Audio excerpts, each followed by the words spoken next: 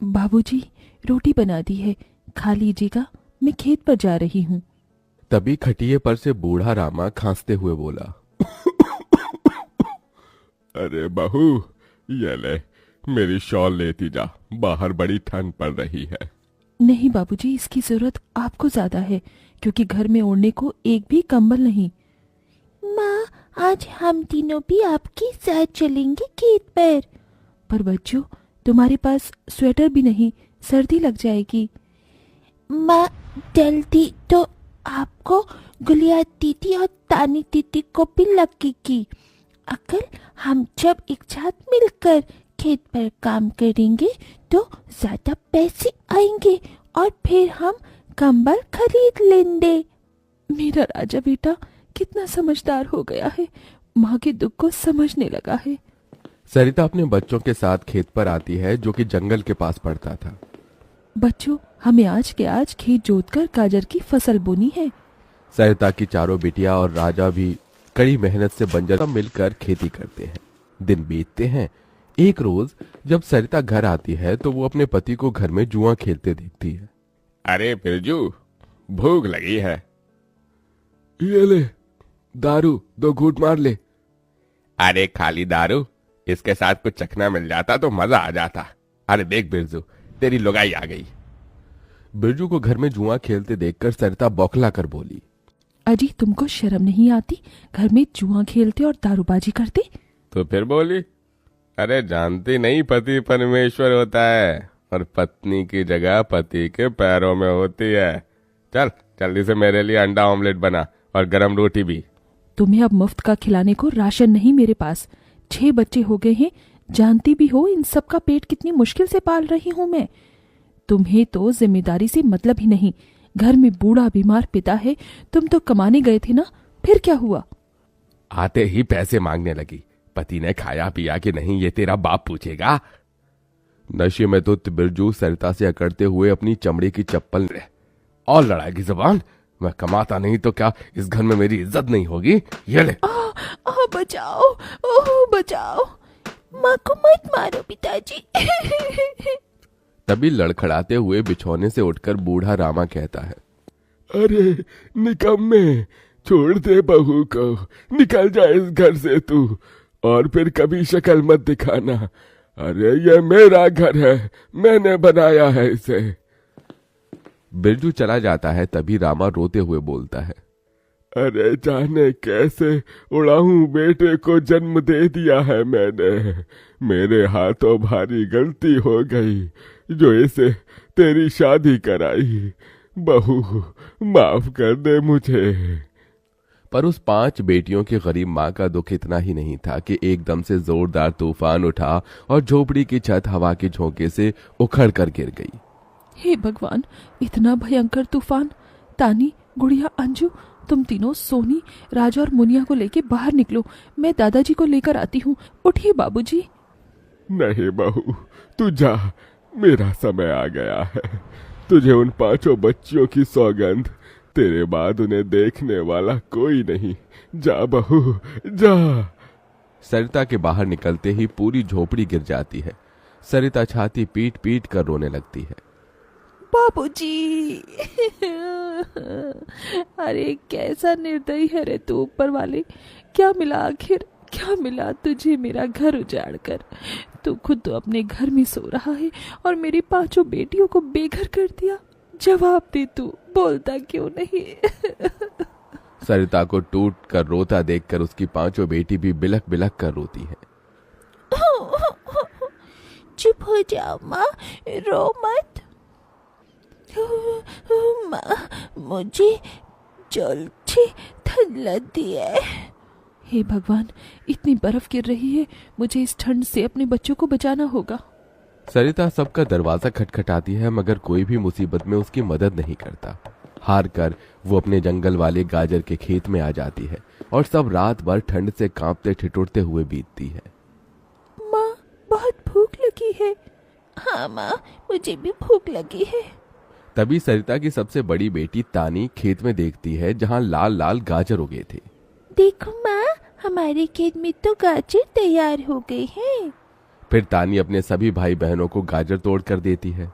ये लो मेरी। अपनी बेटियों को ठंड में ऐसे देख उस गरीब माँ का मन अपार दुख से भर जाता है। अपनी इस गरीब लाचार माँ को माफ कर देना बच्चों, तुम्हें ये ठंड भोगना पड़ रहा है। तभी एकदम से दिन का माहौल रात सा हो जाता है और तेजी से बर्फ गिरने लगती है। बाप रे बाप, एकदम से इतनी ठंड, ऐसी तो बिना घर के हम बच नहीं पाएंगे। तभी सरिता अपना आंचल उन पर उड़ाती है, मगर बच्चे थरथरा उठते हैं कि एकदम से गुड़िया कहती है, माँ, तानी दीदी, हम अपना घर बना सकते हैं। मगर कैसे बिटिया, हमारे पास पैसे भी तो नहीं। माँ देखो, हमारे खेत में कितने सारे गाजर उगे हैं, हम इसी से अपना घर तैयार करेंगे, पर हम सबको साथ मिलकर मदद करनी होगी। राजा बेटा, जब तक कि हम गाजर घर तैयार नहीं कर लेते, तुझे अपनी छोटी बहनों का ख्याल रखना होगा। रखेगा ना? हाँ माँ, रखूंगा। सरिता आग जलाकर अपने दोनों सबसे छोटे बच्चों को उसके पास बिठा देती है और खुद अपनी चारों बेटियों के साथ उस भयंकर ठंड में गाजर घर बनाने लगती है। अंजू, सोनी, गुड़िया, तुम दोनों मुझे और तानी दीदी को गाजर तोड़ तोड़ कर दो, हम घर बनाते हैं। ठीक है माँ। गरीब माँ बेटियां मिलकर गाजर घर बनाती हैं, मगर घर एकदम से ढह जाता है, जिससे सरिता दुखी हो जाती है। कितनी मेहनत से ये गाजर घर बनाया था हमने, मगर सारी मेहनत बेकार चली गई। तभी चारों बेटियां रोते हुए गाकर अपनी माँ को हिम्मत देती हैं। जिंदगी की यही रीत है, हार के बाद ही जीत है, थोड़े आंसू है थोड़ी हंसी, आज कम है। जिंदगी की यही रीत है, हार के बाद ही जीत है। मेरी बच्चियों। रोते हुए सरिता अपनी बेटी को गले से लगा लेती है। वो फिर कोशिश करते हैं, कई बार उनका गाजर घर बिगड़ता है। तभी गुड़िया कहती है, माँ, अगर हम अपना गाजर घर मजबूत बनाने के लिए पहले लकड़ी फट्टे से ढांचा बना लें, तो फिर हमारा गाजर घर नहीं गिरेगा।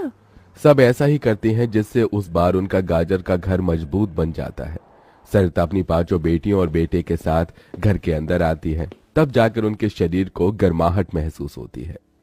अरे वाह माँ, दीदी, आप सबने कितना सुंदर गाजर घर बनाया है, और ये कितना गर्म भी है। तभी सरिता अपने बेटे बेटियों का मुंह देखती है। सबकी आंखों में भूख थी। मैं जानती हूँ तुम सबको भूख लगी है ना, अपनी माँ को एक दिन दे दो, मैं कल काम ढूंढ लूंगी। ठीक है, आज हम ये गाजर खाकर सो लेंगे। आप भी खा लो ना माँ, आपने 2 दिन से कुछ नहीं खाया। सोनी अपने नन्हे हाथों से अपनी गरीब माँ को गाजर खिलाती है। अगले दिन सरिता ठंड में इधर से उधर काम ढूंढने भटकती रहती है, मगर कोई उसे काम नहीं देता। इधर अब उसके खेत के गाजर भी खत्म हो गए थे, जिससे उसकी बेटियां भूखी थी और उसकी दुधमुही बेटी भूख से रोई जा रही थी। माँ, मुन्ना को भूख लगी है, उसे खाना चाहिए। छोटे बच्चे खाना नहीं खाते राजा, इसे दूध पीना है। हे बसुरी बजैया, एक माँ की ममता की इतनी भी परीक्षा मत लो कि वो अपने बच्चे को दूध भी ना पिला सके। तभी सरिता को द्वार पर एक गाय के रंभाने की आवाज सुनाई दी। माँ, लगता है बाहर गाय आई है। सरिता अपनी बेटियों के साथ बाहर आकर देखती है तो गाय के थन से दूध की धारा बहे जा रही थी। इस गाय के थन में कितना दूध गिर रहा है। सरिता गाय का गर्म दूध अपनी बेटी को पिलाती है। तभी गाय उसके खेत में जाकर गोबर कर देती है, जिससे एकदम से जादू होता है और खेत लाल चमकदार गाजर से भर जाता है। माँ, ये तो कोई जादुई गाय लगती है। देखो, हमारे खेत में कितने गाजर उगाए। हाँ गुड़िया, मैं जादुई गाय हूँ। मुझे वरदान प्राप्त है, जिस भी बंजर खेत में मैं गोबर करूंगी वो फसल से भर जाएगी। मैं इससे पहले भी तुम्हारे खेत में आई थी। इसका मतलब गौ माता, आपकी वजह से उस वक्त भी मुझ गरीब के बंजर खेत में गाजर उगी थी। आपका कोटि कोटि धन्यवाद गौ माता। माँ, तुम काम ढूंढ रही थी ना, अब मैं ढूंढना। तुम तो कितना अच्छा गाजर का हलवा बनाती हो और गाय के दूध से खोया, घी, दूध सब बनता है। तुम हलवा बनाकर बेचो। सरिता उस गाय के दूध से घी, खोया तैयार कर लेती है और गाजर का हलवा बनाकर बेचने लगती है, जो कि लोगों को खाने में स्वादिष्ट लगता है। उसकी अच्छी कमाई होती है, जिससे उसकी आर्थिक स्थिति ठीक हो जाती है और वो गाय उसके गाजर घर के बाहर बंधी खेत के गाजर और घर दोनों की पहरेदारी दिया करती।